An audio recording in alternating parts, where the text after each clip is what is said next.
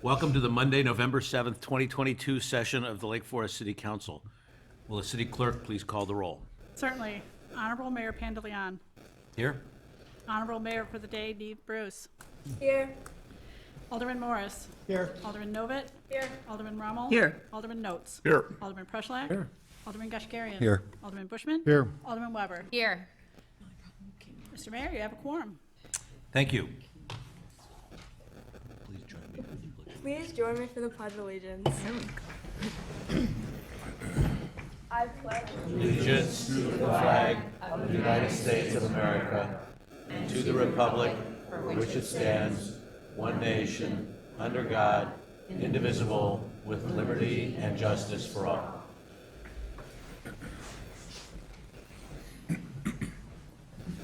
Okay, the first item on the agenda is comments by the mayor. And I'd like to introduce Neve Bruce, who's our mayor for the day, coming from Lake Forest Country Day School. She's very interested in how the city works and got to spend the day today touring and seeing all our city facilities, meeting a lot of our key staff, and generally having a good time. So Neve actually has an announcement to fill in for me on, so take it away. Beginning on October 24th, City Hall served as an early voting site for Lake County voters. Over the past 2 weeks, City Hall served just under 5,000 voters. Just a reminder, the City Hall is no longer an early voting site, and the voters should use their regular voting sites on Election Day. Thank you. And speaking of voting, on Wednesday from 3 to 8 p.m., this coming Wednesday, all Lake Forest residents will have the chance to vote to support the Lake Forest Caucus nominated candidates for mayor, alderman, and school boards. Please stop by Gordon Community Center and vote to endorse the caucus's slate. Caucus has given us an 88-year track record of excellent government through their recruitment, exhaustive evaluation, and backing of all the volunteers who make up our city's government. Caucus has earned our continued support with this year's exceptional slate of candidates. Please go to Gordon and vote anytime between 3 and 8 p.m. Wednesday. It's very quick and easy, takes about 5 minutes, and candidate presentations will take place beginning at 7 p.m. So, did you want to do a photo now, Biddy? Or did you do that before? We'll do it now. That'd be great. Thanks.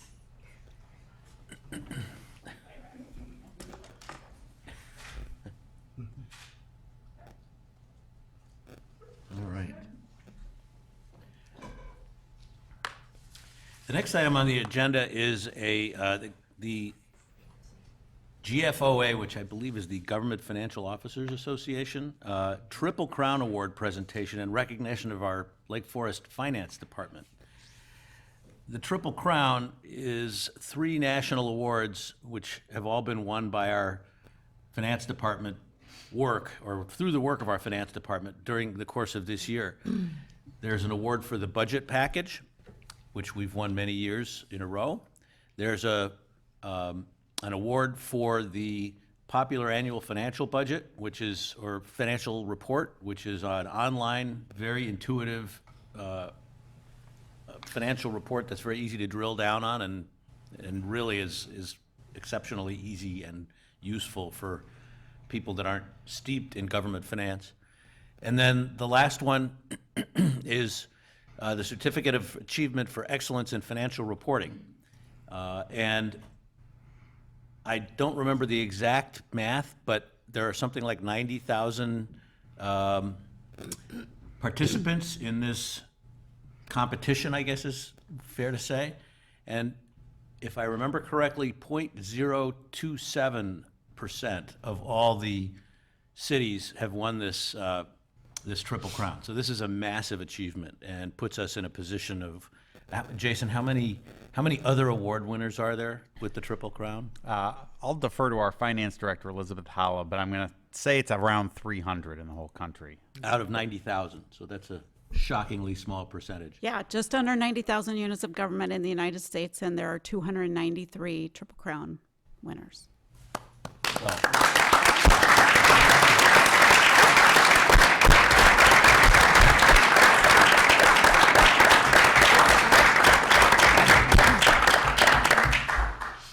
at this point, I'd like to invite the entire finance department to come up in front of the dais here, and we'll take some pictures.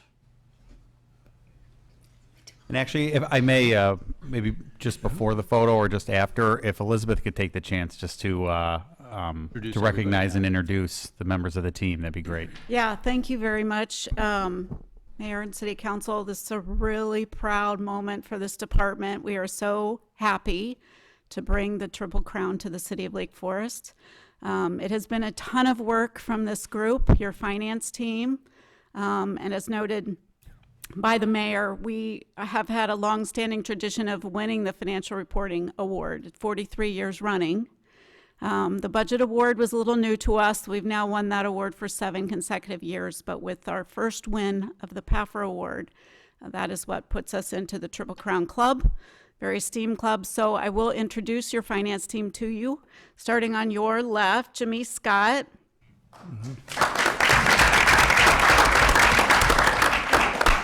Claudia Austin. Matthew Batchelor. Mark Kragaris. Sarah Hartnett. You know, your Assistant Finance Director, Diane Hall. And we thank you very much for the time on your agenda this evening to recognize the significant achievement of the department. But I don't want it to be lost on the fact that this is an organization-wide award.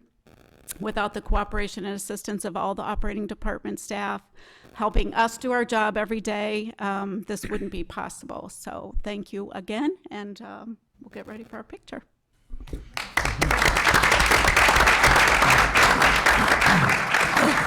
All this is gonna stand up. Yeah.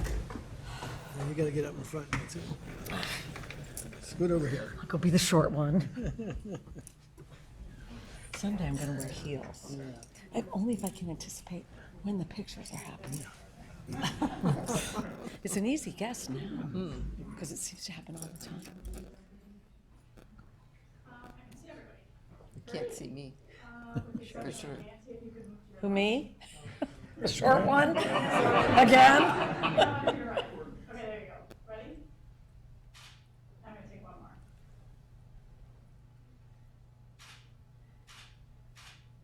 That was 3. Don't move. Just get on the chair. All right.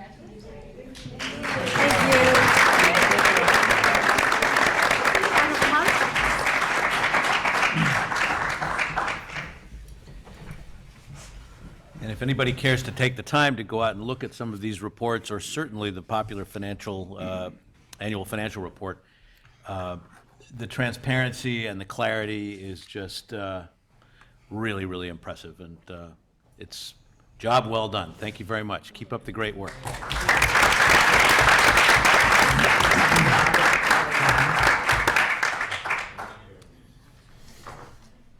The next item on the agenda is comments by the city manager.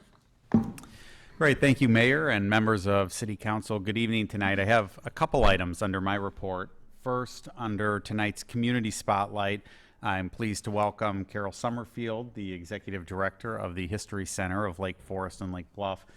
Carol is here tonight to help promote the upcoming Native Voices campaign, which is a year-long effort to celebrate the culture and contributions of Native Americans in the area. And the campaign, as Carol will explain, is a collaboration between numerous Lake Forest institutions, including Lake Forest Open Lands Association, the History Center, Ragdale Foundation, Ellowa Farm Foundation, Gorton Community Center, the Lake Forest, Lake Bluff Chamber of Commerce, among others, and I'm sure there are more to be recognized. I will note that a proclamation will be coming before the City Council as well at an upcoming meeting to help support this endeavor. So, you know, I'll just say that not only will the campaign illuminate the legacy of Native Americans in our area, but it really is another wonderful example of so many Lake Forest institutions collaborating with one another, working well together. I know that as a goal,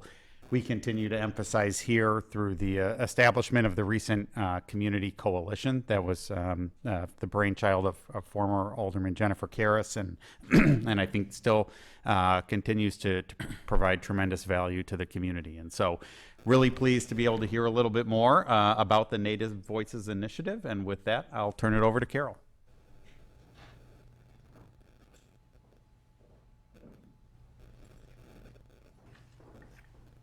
We'll see if I'm smart enough to do this. All right, so thank you for that great introduction. I am here on behalf of Open Lands and Susie Hoffman, who was sort of one of the leading voices for this. You know, when they did their land acknowledgement, one of the goals of the land acknowledgement was that's not an end point, it is a starting point, and that one of the promises that you make in doing that is that you will continue to grow and develop the relationship that your organization has with the Native communities. And so this is part of fulfilling that promise. All right, so when we got together, the group decided that there would be 3 core goals to what we're going to do. One is to build a long-term equitable voice for Native Americans, some of whom live here in Lake Forest, but also to represent those who were here before us. The second is to continue this effort to collaborate. One of the things that we've really been able to do over the last year, and the coalition has really helped, is find ways for us to work together on singular narratives and find ways to work collectively where we can join forces and make something bigger out of what we all do. And then the third is really the long-term goal, and that is to increase public awareness of the history of Native Americans on this land and where they are now. It is not an end-dated story. It continues on. And so we want to celebrate that as well. So one of the things that we established is that we will cover 4 themes across all the institutions. Culture and community, which really looks at the way that Native Americans engaged themselves within the community, and a lot of what we're celebrating are the food experiences. Ella was leading the force on this one. And then the second is depiction and representation, a really important reflection on how Native Americans have been presented in the past through film and books, and how they are presented now. And there's one of the things that we will touch on through Lake Forest Library is the idea of own voice, is bringing Native American stories to life as Native Americans tell those stories.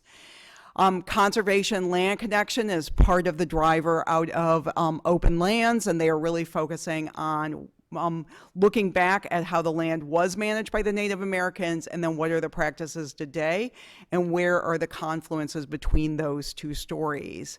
And then the last one, which is one that we are doing in partnership with Lake Forest College, and it's language and voice.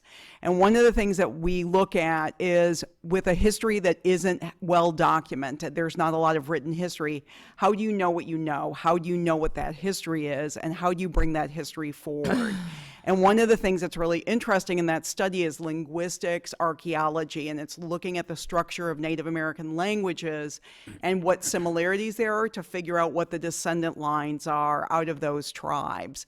That is something that some of the Lake Forest College faculty have expertise in. We're going to be doing programming with them on that.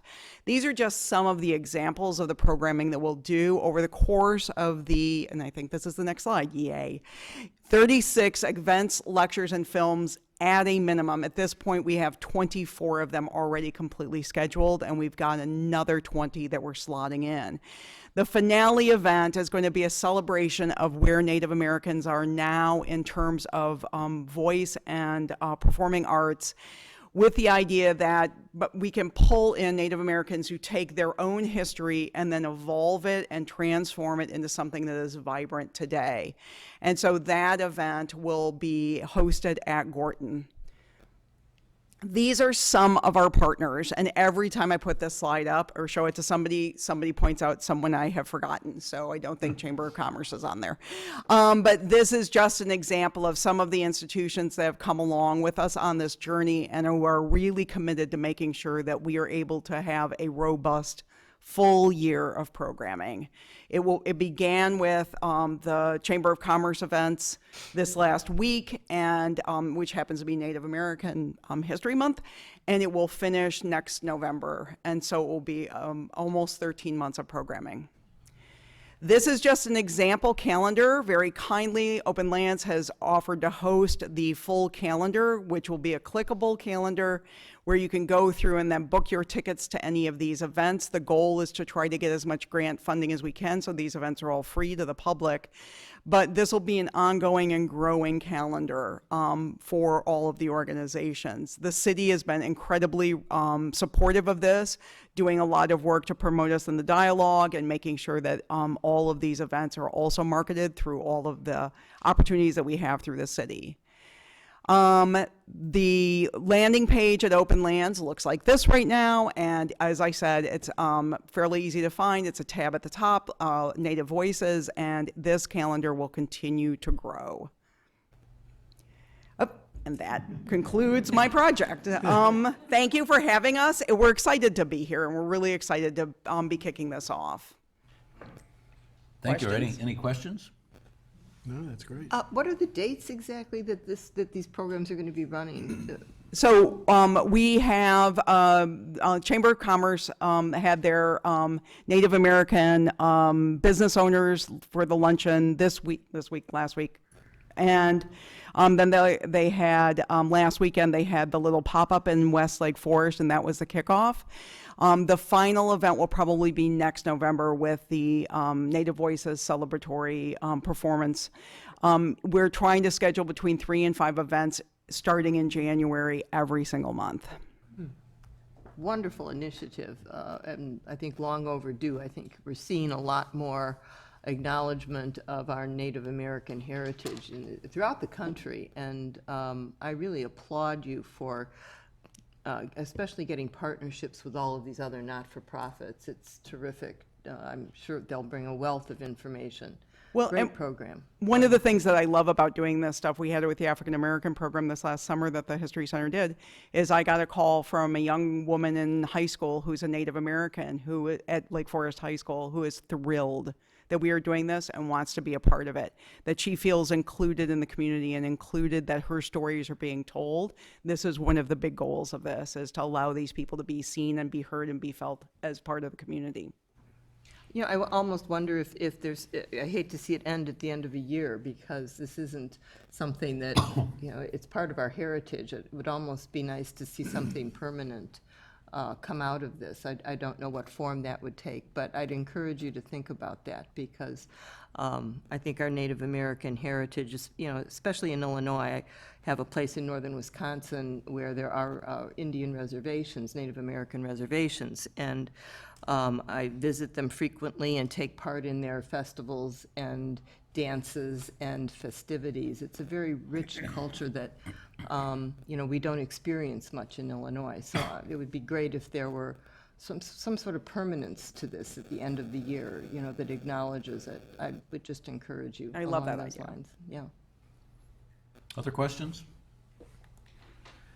I just think it's great to see all these different local organizations collaborating. It's it builds there's such synergy there and so much power in that it's a great example for others to follow. So thank you. Thank you.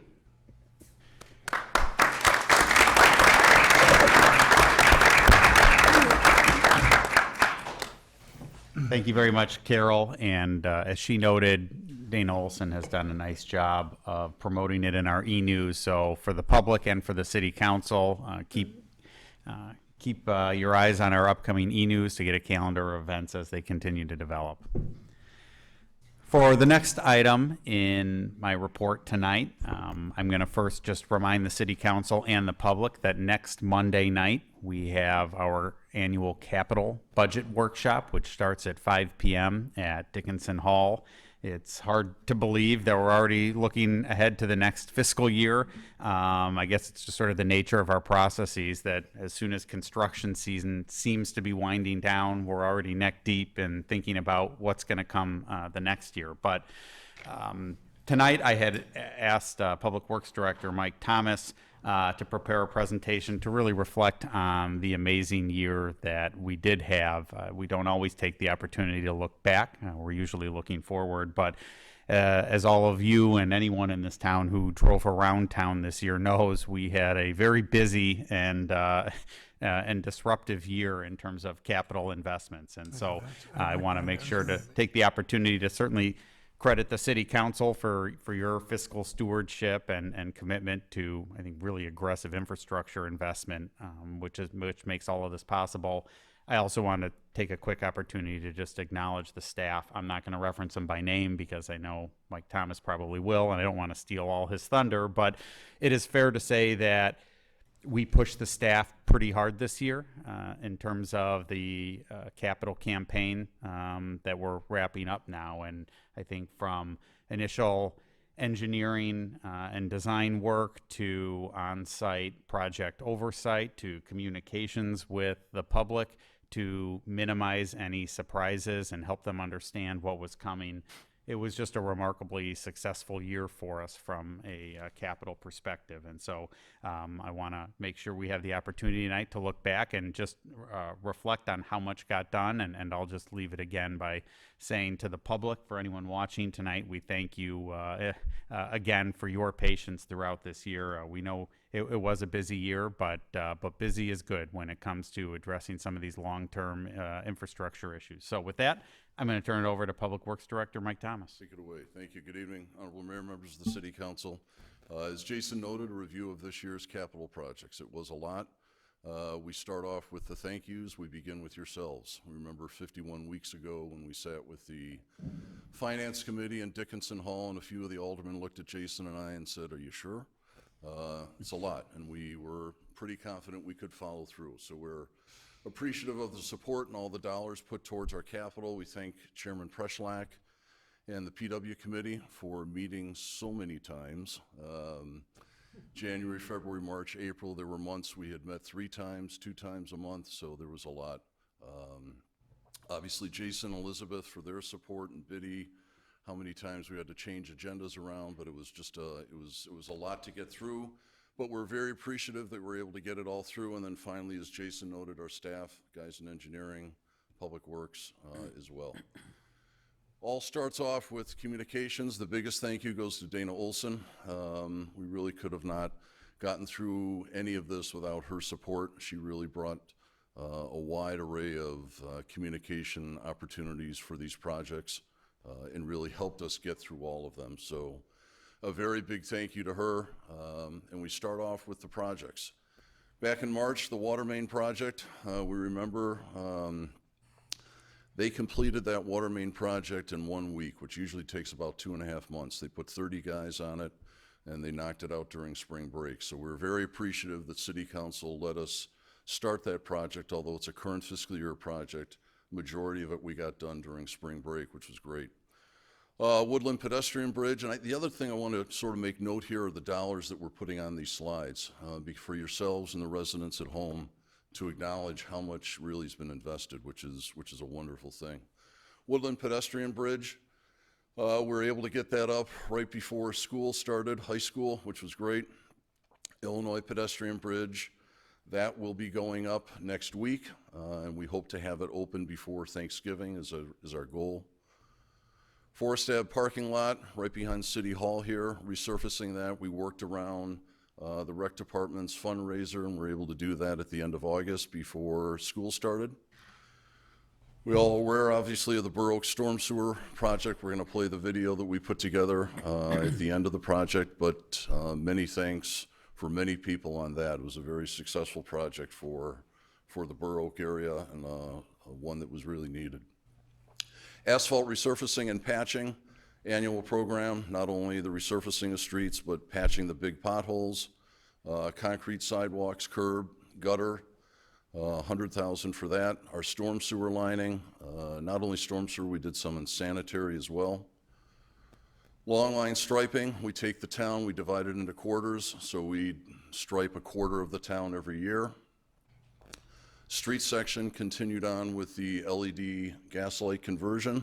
They're wrapping that up now. Dan Martin and the guys in water, sewer, and engineering worked on the water valve replacements. We have 3 more we need to do over on Gage Lane, right near 41. That'll happen here in a couple weeks, and then that will wrap up. The water distribution pressure sensors helps us determine where the main breaks are in town. We're still waiting for a few electrical components, but they're basically done with that. Membrane modules, we replaced, I believe it was a quarter or maybe a third of the modules in May. Spruce and Sheridan, the lift station, we had some of the sanitary sewer pumps that needed to be replaced. That happened this summer. Our variable frequency drives, the drives that actually run our high lift pumps down at the water plant, we replaced 2 of those drives. We did our IMS study that evaluated all the pavement, not only the asphalt streets, but the parking lots as well.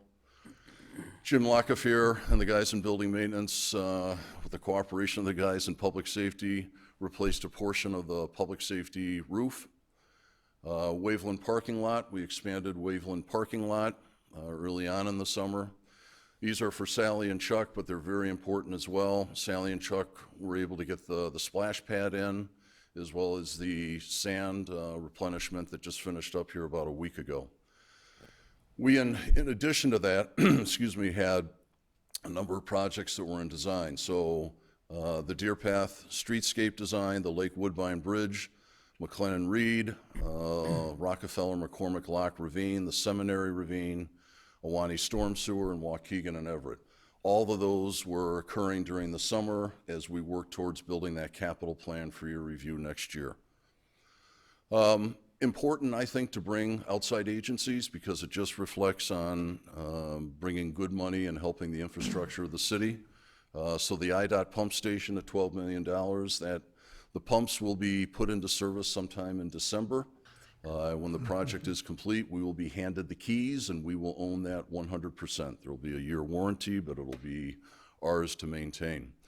If you remember this summer, IDOT replaced a culvert on 41 between Old Elm and Wesley, which helps drainage just west of 41 and north of Old Elm.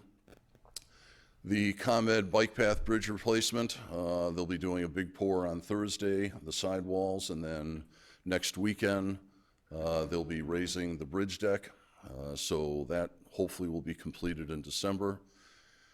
The UP Railroad improved the crossings at both Wesley and Old Elm, and then we still have a few projects left that we've got to get through this current fiscal year. Metra is going to be doing some signal upgrades in preparation of the Everett-Waukegan intersection project. They'll be doing those sometime in the spring. They received a grant. We paid the 10% at $175. Signal upgrades are both at Old Mill and Everett. Elwha and City Hall tuck pointing will happen this spring, again included in the current fiscal year's budget. And then we will have some carryover projects that we're going to review with the Finance Committee next Monday night. One of them being the Forest Park Bluff stabilization, the beach crane replacements, the Elwha parking lot. Those are all projects that we're going to carry over into next fiscal year. Saving the best for last, we wanted to provide a review of the grants that we were able to secure. If you take a look at this, it's a pretty big list from 2019, and as I was just reviewing it, these projects, actually the applications, Byron Coots and Jim Lockefier put these applications together. A lot of work, as I've noted before. The application process takes a lot of time, there's a lot of detail, but we're happy to announce this evening we received an additional grant for Everett and Waukegan. So it's the second grant for that intersection that will be put towards construction. We also received a grant for Wesley and Waukegan, improvements with that. So those are all 2 new grants that we received from Lake County Council of Mayors. All of these projects, because they are grants, we have to go through the IDOT process. So we have to submit, review applications, you have to have agreements, you have to go through their bidding process. But we've put this chart together in chronological order as to when these projects are going to occur. So at least the funding's been secured, 11 million out of the 18. With that, Dana, you want to review or show the Burr Oak video that I know a majority of you have seen, but for the residents at home and a few aldermen that haven't. A big thank you on this project really goes to Jim Lockefier for the grant application. Dana for all of the communication, and then Bernard, who was out there inspecting it. Without those three, this project wouldn't have happened, period. It was very, very well done. The City of Lake Forest updated its storm sewer master plan in 2019. The Burr Oak area was identified as the highest priority location for storm sewer upgrades. The Burr Oak area storm sewer improvement project began in May of 2022. The city received a $2.75 million grant from the Lake County Stormwater Management Commission and the Illinois Department of Commerce and Economic Opportunity. This allowed the city to complete the full scope of the $5.4 million project. This major investment in the city's infrastructure addresses flooding in the Burr Oak neighborhood. The project involved installing an underground stormwater detention vault called a storm trap under Northwestern Avenue, as well as increasing storm sewer capacity by installing larger pipes along Franklin Place, Burr Oak Road, Thomas Place, Western Avenue, and Alden Lane. It's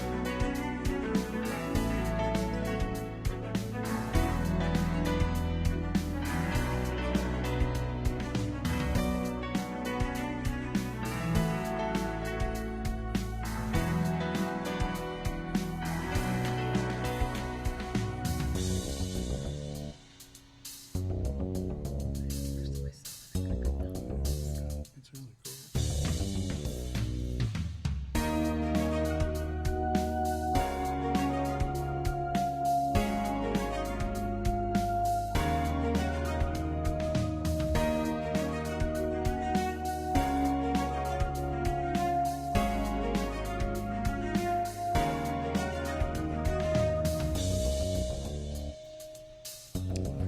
Scotch tape or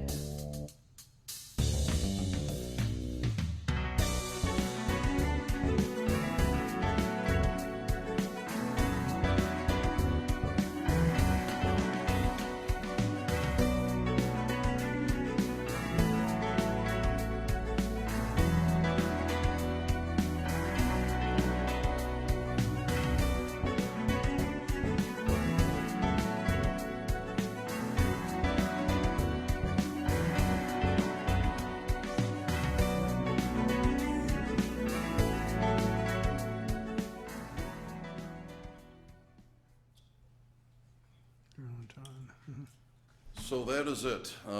Happy to answer any questions you might have on any of the projects. Comment, Mike. First, thanks for all your hard work this year. Really appreciate it. As you made those meetings really efficient, effective, and fun. You know, and so Mike and his team had a scorecard for all of the big projects, so we knew exactly where each one of the projects were. You know, and we talked about that before we went into new business. That was really effective and great.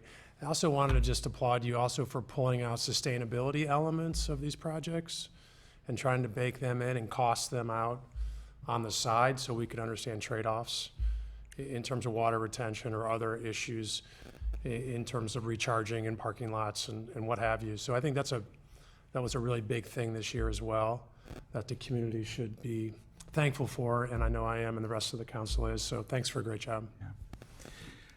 Mike, if I may, many of you know I had a ringside seat for that whole project. Literally, I could look out the window of my office and I saw it progress from day to day. The one thing I do want to point out is the incredible efficiency that they proceeded with.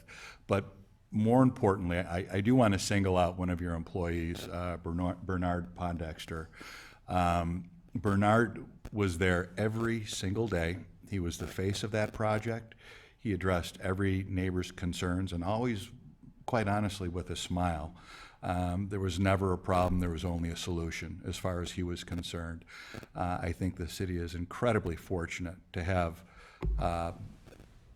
a person like him working for us, as we can say about all of our staff, but he's done an amazing job, and this was his baby. And although the money came from one place and the engineering came from another, and there were many working parts to the residents in that neighborhood, which are quite a few, and I forget what the total number is that this has impacted. 350?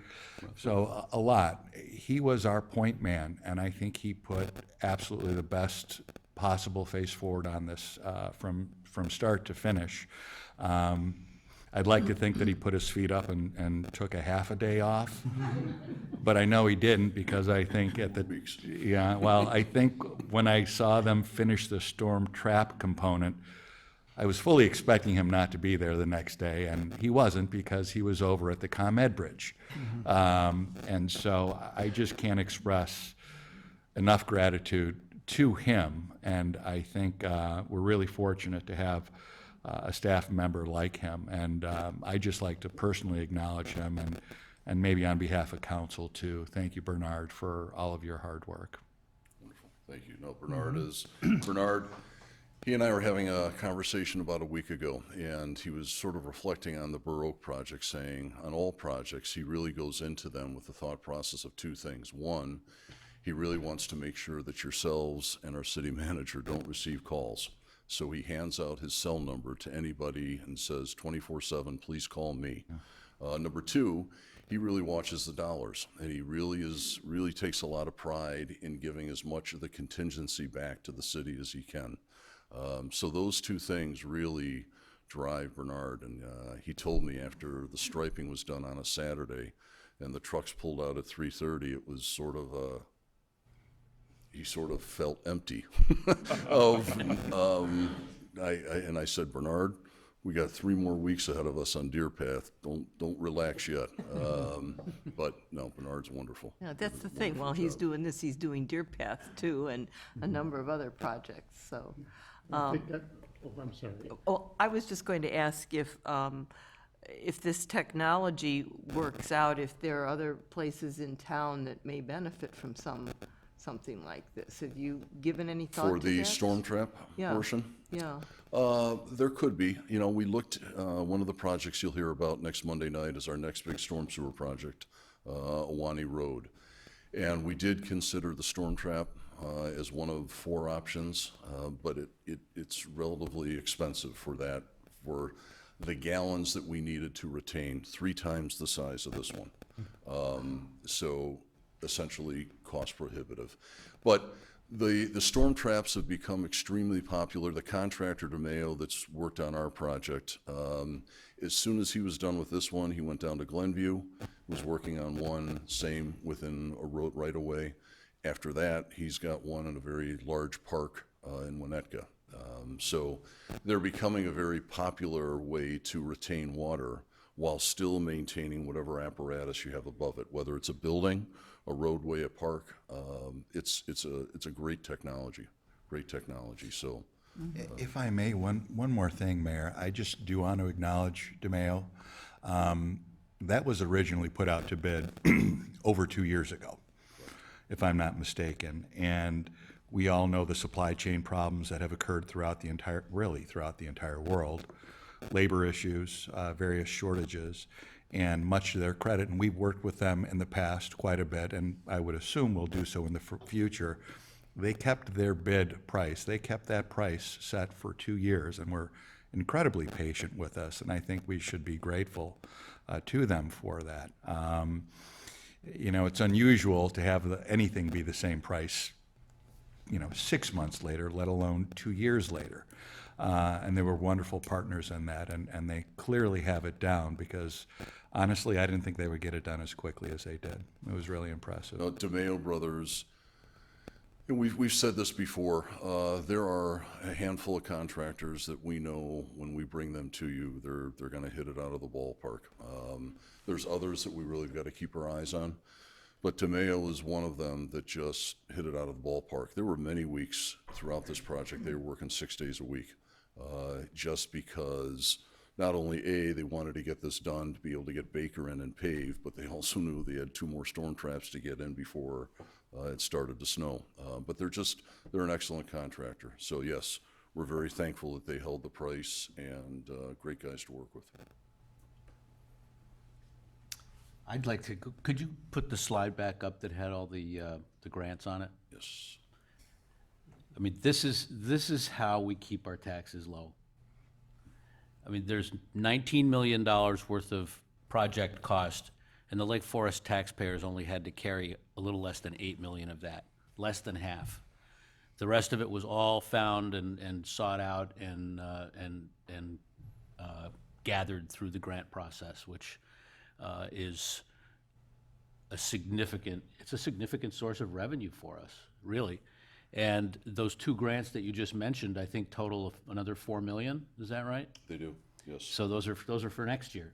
On top of IDOT spending $12 million to redo the storm water system under Deer Path and 41, we didn't pay for any of that.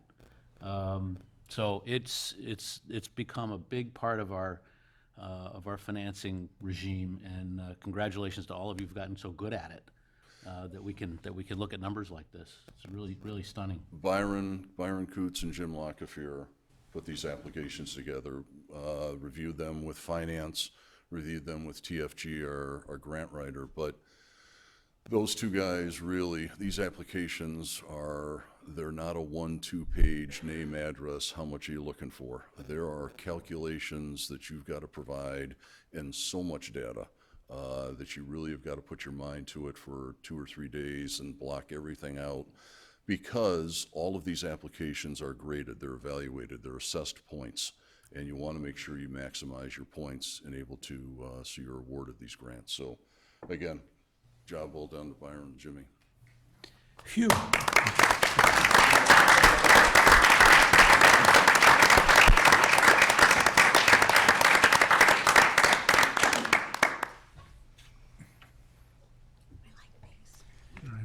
Okay, thank you, Mike, and thank you for indulging us a little bit on the look back. And with that, we look forward to diving into FY24 capital planning next Monday night, 5 p.m. at Dickinson Hall. The final topic I had, and will be brief, but I've asked Community Development Director Kathy Zerniak to provide just a brief update on the work to date of the Central Business District Working Group, who are currently leading efforts to update our comprehensive plan. And I thought this would be a timely opportunity to have Kathy check in as we look towards our upcoming community workshops. Thank you, Jason, Mayor, and City Council. A very brief check-in.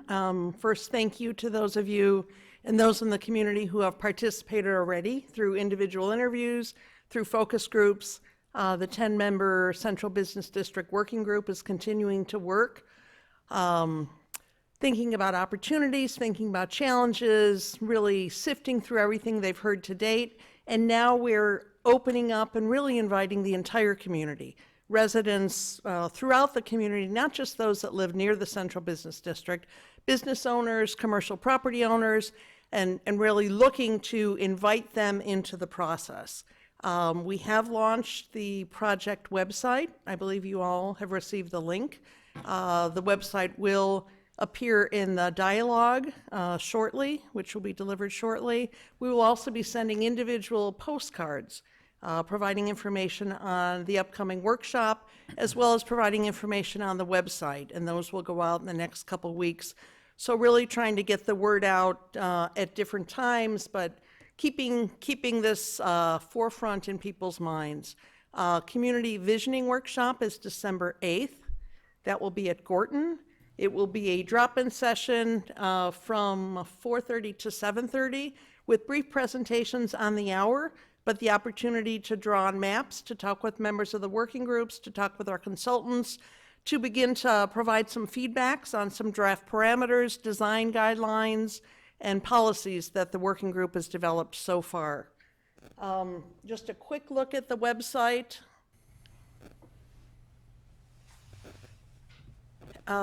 Again, we're using the Looking Forward Lake Forest, really getting people to focus, and some of you may remember when we kicked off our last strategic planning session, we spent the first evening stepping back and really being proud of what we've accomplished, and I think you just heard that with Michael Thomas, but really also thinking about the wonderful things in this community. It's so easy to criticize and think about just the challenges that we face, but I think we want to focus not only on looking forward, but spending some time really appreciating what we have in this community and what draws people to this community. There is an opportunity to subscribe to be sure you're kept informed. There's an opportunity to share your perspective. I believe we ended up with 12 questions in the poll. We've seen some activity already with a peak at the end of last week. And then there also is a comment map. You can go in, share your comments. What do you like? Where are the challenges? What are your brilliant ideas? And then there is the opportunity for people to challenge you or engage in a discussion. So again, we encourage everyone to go to the website early and often and to attend the workshop that's coming up, and we will keep you informed. Thank you. Any questions? Is the website accessible through the app? It is, yes. Sorry, I forgot to mention that.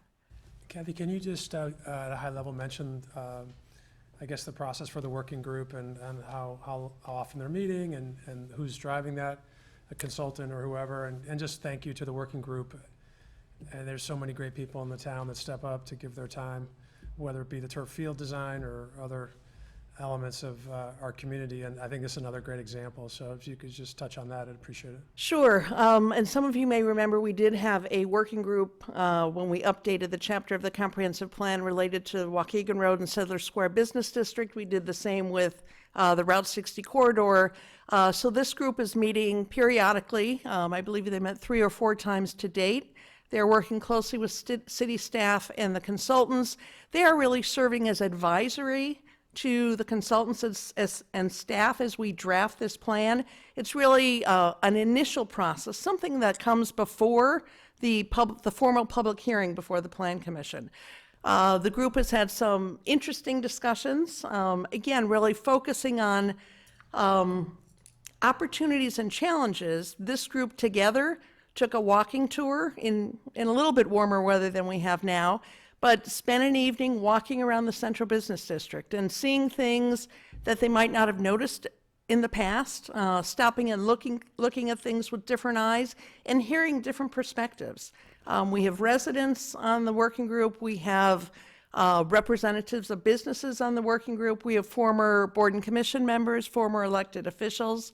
So it really is a group of people who come from a variety of backgrounds and have had a variety of experiences.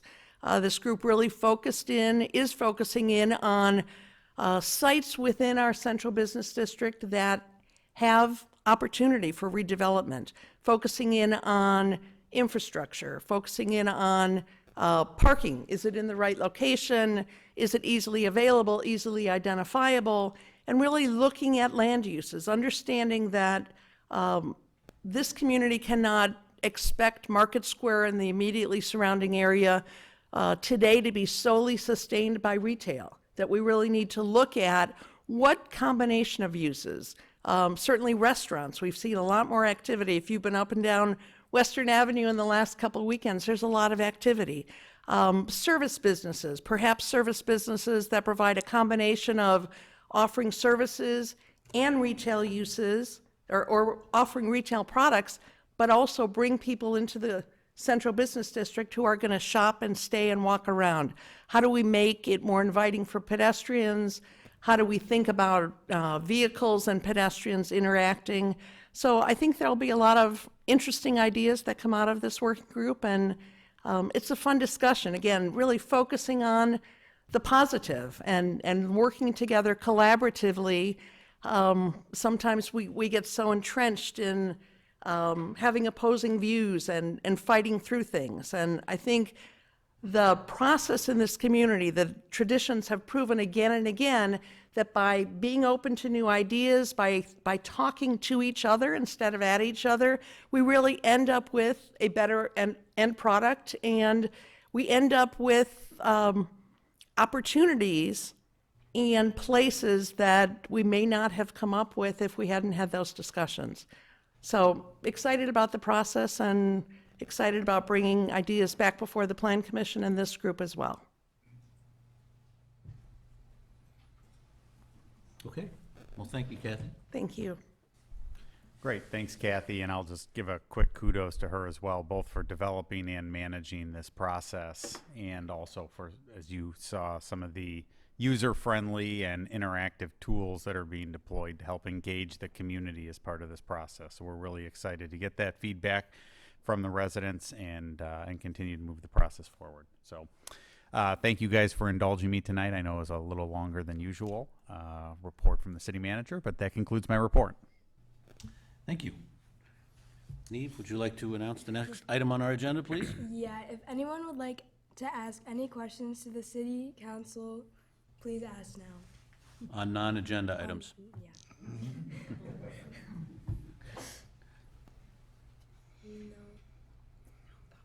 Okay, well, I'd like to do something while we're at this moment. I'd like to invite you up in front here to accept a little token of our appreciation for your taking a whole day out of your life to come and try to do my job for me. That's pretty fun. Pretty Good. fun. Day off of school. Oh, there's a little recognition here. Whereas Neve met her responsibilities with purpose and dedication, and whereas the city is proud to offer this opportunity to young people in our community, and we support their enthusiasm to understand the role of the mayor and the city council, and whereas we encourage students of all ages interested in the preservation and improvement of the quality of life in our community to get involved and continue nurturing their pursuit for knowledge. Now, therefore, be it said that the City Council of the City of Lake Forest, Illinois hereby expresses its gratitude for the loyal and faithful public service Neve has given by means of this award. Congratulations.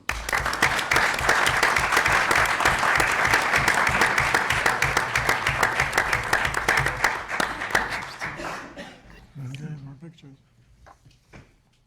Okay, gotta grow taller again. Wait, let's see. Maybe I don't want us all. See.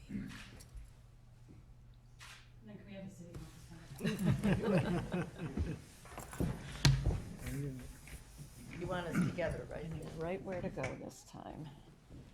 Okay. You tucked in?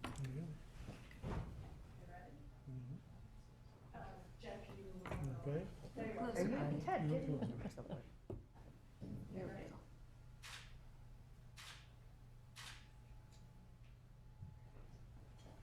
Great. Great. Thank you.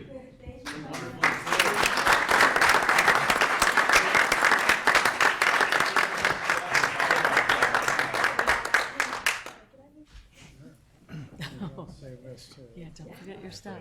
Take your name tag. Take your name tag. Oh, you want your water too? Good luck with your volleyball trial.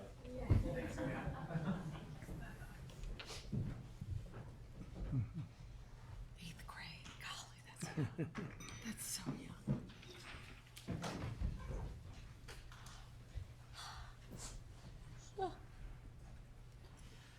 All right. So, hearing no comments from members of the public on non-agenda items, we'll move on to committee reports, and we have a report from the Audit Committee to present the fiscal year 2022 Annual Comprehensive Financial Report.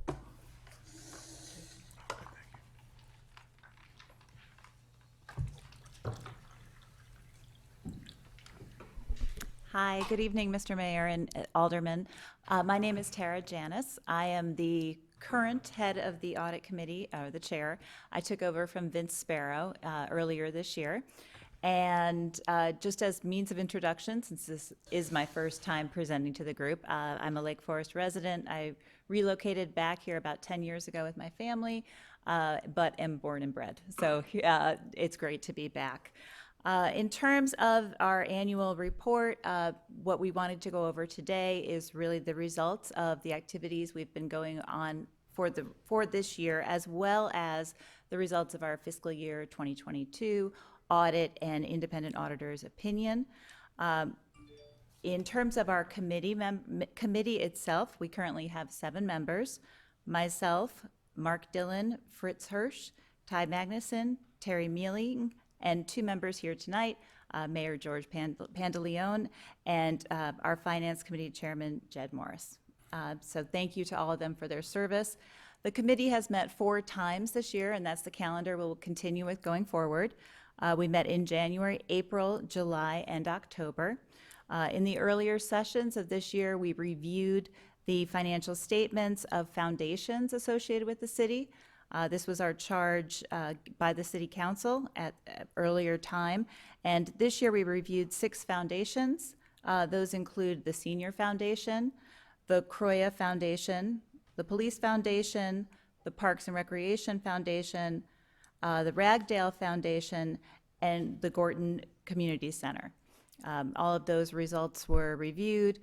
We don't review the actual audit opinions on any of those specific entities, but we talk about controls and the highlights and any issues or risks to the city overall. At our October meeting this year, we received the summary fiscal year 2022 annual comprehensive financial report provided by Baker Tilly. And the highlight is that our opinion is unmodified, it is clean, consistent with several years running now. There were no management letter issues, no material weaknesses or significant deficiencies noted. The city has not received a management letter with any types of recommendations or anything of that sort over the last 8 years. This is the best opinion we could hope for, and it bodes very well for our city. And I believe, if I'm right, Diane, each of you have been provided financial statement results. And those results for the public are also available on the city's website, cityoflakeforest.com. A couple of things I'll just highlight in terms of the financial statements. It's quite a lot of reading, but a few things. In terms of overall revenue, or the net position of the city increased to $253.9 million. It's an increase primarily driven by programs rebounding after the pandemic, as well as a slight adjustment in expenses related to personnel and pensions. So that's a net positive for the city. As of our current financial year, excuse me a moment, of the 253 million, 204 represents net investments in capital assets, which we touched on earlier, so it's come full circle. And then the remainder is in governmental activities and other business type activities. There is a lot of detail on the various funds and the fund reporting and results. I will let you look at that at your leisure. Other than to highlight one more thing, that our actual revenue was over our budgeted revenue on a fund basis by over $3 million, and our actual expenses were under our budget by about $2 million, which I think reflects very well on the city and the staff and all those involved in the budgeting process. I know we've mentioned it earlier today, but I also do want to recognize the staff one more time for the GFAO Triple Crown, as well as wish them luck on the continued luck on the popular annual financial report process. This year's report, the 2022, will be submitted. Be submitted shortly for consideration in that evaluation as well. And that's it. That's our summary. We're in a very good position. The financial department team makes our job on the audit committee very easy. We still ask tough questions, but they do make it very easy for us to achieve these good results. So, questions from the alderman or the committee? Alderman Morris. I just want to thank you, Dara. It's a very dedicated group, and they really take their job very seriously. They dig into each of those audits, ask a lot of penetrating questions. So it's rewarding that we have that group to look over all of the finances of the city. I know Diane and the team do an excellent job, but it's nice to have an outsider looking over their shoulder. So thank you very much for all the hard work. Oh, thank you. Thank you. And next year, we're going to have slides. Slides and videos. Thank you, everybody. Appreciate Any your other time. questions? We do have an opportunity for public comment before we officially vote to accept the report. Anybody in the public that would like to comment on the audit report? Okay, hearing none, I would entertain a motion to approve the report. So moved. Seconded. Okay, and a roll call vote, please. Alderman Rummel. Aye. Alderman Notes. Aye. Alderman Preschlack. Aye. Alderman Kashkarian. Aye. Alderman Bushman. Aye. Alderman Weber has left. Alderman Morris. Aye. Alderman Novit. Aye. 7 yea, 0 nay, motion carries. Thank you. Thank you. And thank you for your great contributions. And if you look at the resumes of the people on our audit committee, which I point out every time this comes up, most communities don't have an audit committee. It's a distinction that we enjoy, but also the people that we have available to us and who volunteer to be on the audit committee are exceptionally talented financial professionals to a person. And it's a real, one of those real benefits of living in a town like Lake Forest is to be able to recruit people like that and get their wisdom brought to bear for us. So thank you very much. Thank you. Thank you. Good night. Next item on the agenda is items for omnibus vote consideration. We have 9 today. First is approval of the October 17th, 2022 City Council meeting minutes. Second, approval of the check register for the period of September 24th to October 28th, 2022. Third is approval of health insurance contract renewals for calendar year 2023. Fourth is approval of the fiscal year 23 personnel policies and practices. Fifth is approval of revised employment agreement for the city manager, Jason Wisha. Sixth is approving the contract to Camp Nagila Midwest, doing business as Camp Henry Horner, in the amount of $35,000. Seventh is consideration of a request to waive the fidelity bond requirement in connection with the holding of a raffle in the city of Lake Forest for Lake Forest College's chapter of the American Marketing Association and Lake Forest College Athletics. This is an approval by motion. Eighth, determination of a non-binding estimate of the amount of revenue to be generated from property taxes for the 2022 calendar year, and establishment of December 5th, 2022 as a public hearing date, if required, in accordance with the Truth in Taxation statute. And ninth is consideration of an ordinance approving a recommendation from the Building Review Board, first reading, and if desired by the council, final approval. Are there any items here that any member of the council would like taken separately or removed? Hearing none, I would entertain a motion. So moved. Okay, roll call vote, please. Alderman Notes. Aye. Alderman Preschlack. Aye. Alderman Kashkarian. Aye. Alderman Bushman. Aye. Alderman Morris. Aye. Alderman Novit. Aye. Alderman Rummel. Aye. 7 yea, 0 nay, motion carries. Thank you. The next item on our agenda is items for discussion, comments by council members. Do we have any comments that any of our council members would like to make at this point about anything? Okay, then the next thing that's going to happen is we are going to adjourn into an executive session pursuant to 5 ILCS 120/2C11. The city council will be discussing pending litigation. And I would entertain a motion to adjourn into executive session. So moved. Okay, roll call vote, please. Alderman Preschlack. Aye. Alderman Kashkarian. Aye. Alderman Bushman. Aye. Alderman Morris. Aye. Alderman Novit. Aye. Alderman Rummel. Aye. Alderman Notes. Aye. 7 yea, 0 nay, motion carries. Okay, thank you. I should point out to everybody that's following the meeting, both here and in television land, that, which I guess is kind of a dated comment now, but we will not be discussing any significant business. We will simply return here to the dais to call the regular session back into session and then adjourn for the evening. So this ends the business section of our meeting vis-a-vis public engagement. So thank you very much. We'll now adjourn into executive session.